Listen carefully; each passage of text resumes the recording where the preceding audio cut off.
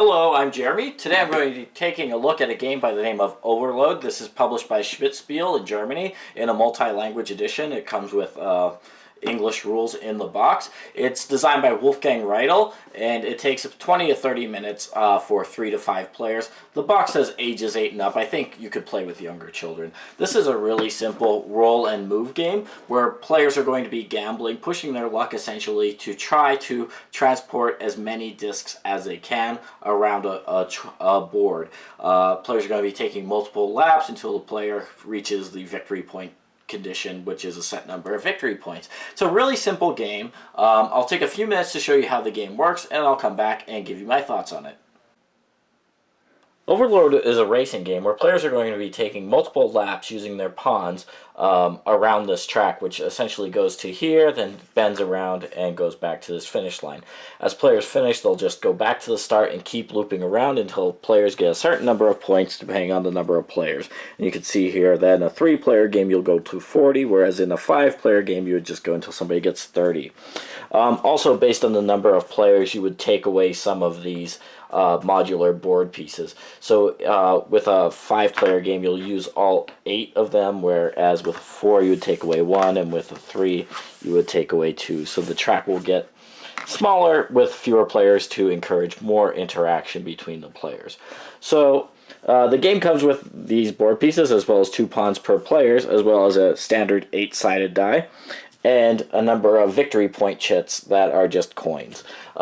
It also comes with these, which are the most unique component in the game, which are these little discs. And these are essentially going to be the discs that both score you points and give the game its name if you overload. So each player's pawn, and they each have 2 of them, is a little stand like this.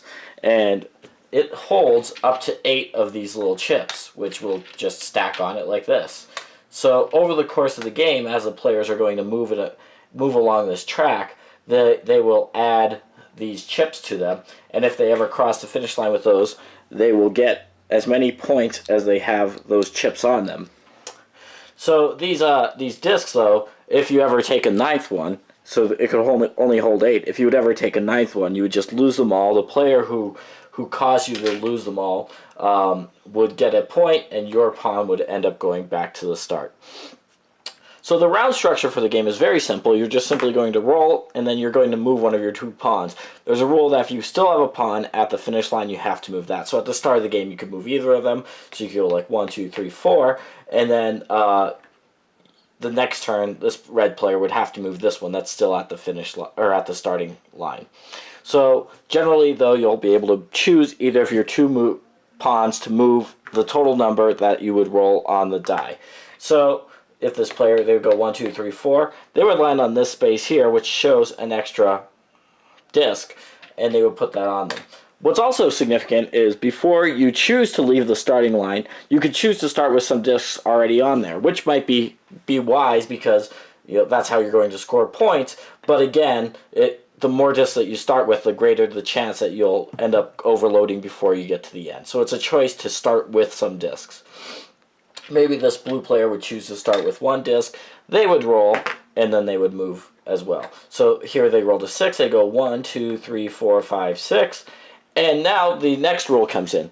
Whenever a pawn overtakes another pawn, so just like here, the blue pawn overtook the red pawn, it will give them a disc from the supply.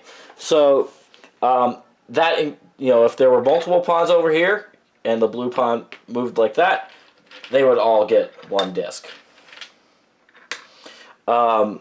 Including any of the blue's own pawns. So if the blue pawn was here as well and it was also overtaken, it would also get a disc.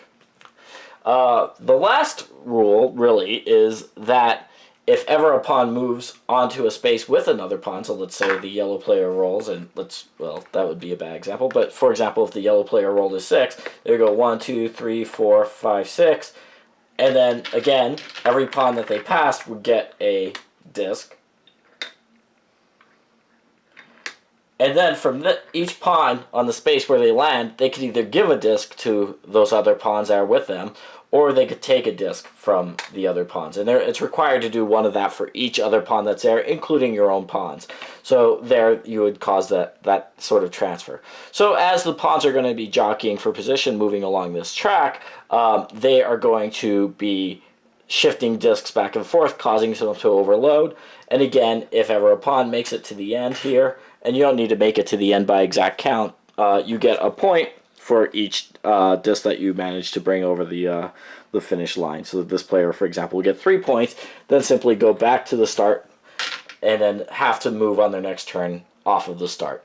So the game would just go like this, with players moving and doing these laps until a player hits the points threshold. I will note that I have these modular boards on the second side, which is the advanced side, although I think you generally would want to play with these. It adds these spaces here that gives special powers to a few spaces on the board. You could play without them if you'd like, but I think they just add a little bit of flair. So this one, for example, whenever a pawn moves on to that, it just has to take a disc itself. This one here, you just cannot stay on that space. When you land on that, you move forward or back one space. It's up to you, but you can't stay there. And last but not least, this space here, whenever a pawn is on this space, resting on this space, any actions are doubled. So if it gains or loses discs, it would always gain or lose 2 discs. And that could be affected whether it's overtaken by other pawns or if another pawn lands on its space. It would either get 2 or lose 2, depending on what action's being done. Every action then essentially gets doubled. So that is pretty much how the game is played. Like I said, as soon as a player meets the point threshold, they will win. Alright, so that is Overload. And I think that this is an extremely simple game to look at as in terms of rules, but it really belies the amount of tactical decision making that you will be making as you play this. There's definitely a push your luck element to the game.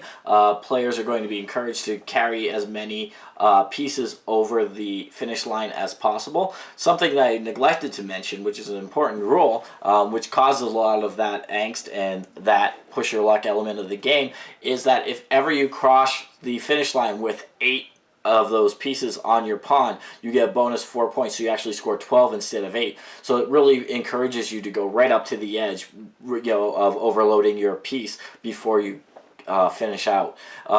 So there's some really tense moments in the game, which is funny because on its surface, this looks like something on the level of like Parcheesi or something like that. But it's I think a lot more exciting than the simple family games that it resembles. I will say that the components are really terrific. These little pawns, which hold these discs, they function perfectly well.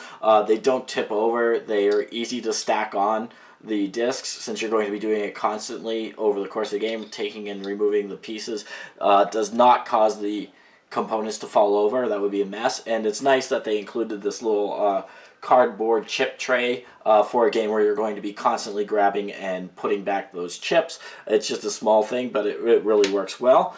And I think that is generally my take on this game. It's just a simple, straightforward game that is going to be somewhat group dependent. I think it's going to be obviously for a more casual gamer, but it's one that I think is in the spirit of classic games like your Parcheesis and your Saris and whatnot, but it's one that has a lot of more interesting decision making over the course of the game. Choosing at the start to, if you see that the whole road in front of you is pretty empty, to start with extra pieces, since you won't be taking on pieces, is an interesting tactical decision, but it can come back to bite you.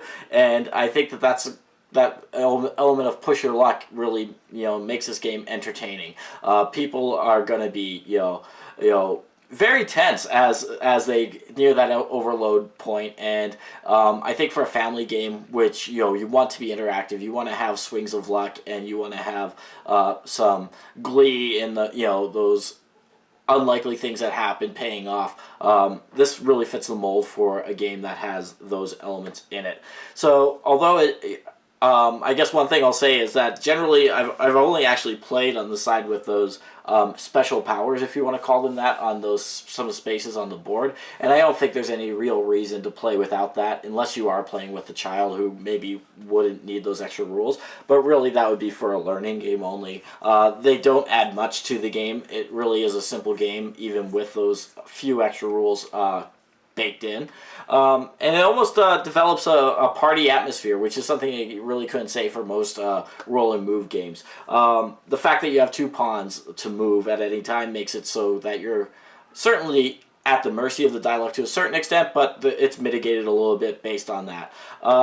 One of the interesting rules I really like about the game is that whenever you make your lap all the way around, and score one of your pawns, or if it gets sent back because it's been overloaded, you have to move that pawn on your next turn. That creates often your most angst-ridden situations, especially with more players, because your other pawn is going to be there basically for an entire turn where you can't move it. So a lot of people could swing past it and possibly overload it as well. So moments like that are like what really make this a really solid family game. It's a Like I said, I did have to import this from Europe, but it does come with English rules in the box. There are only a few pages long at that, and there's certainly nothing on the components that requires language dependence. So I would encourage you to check out Overload.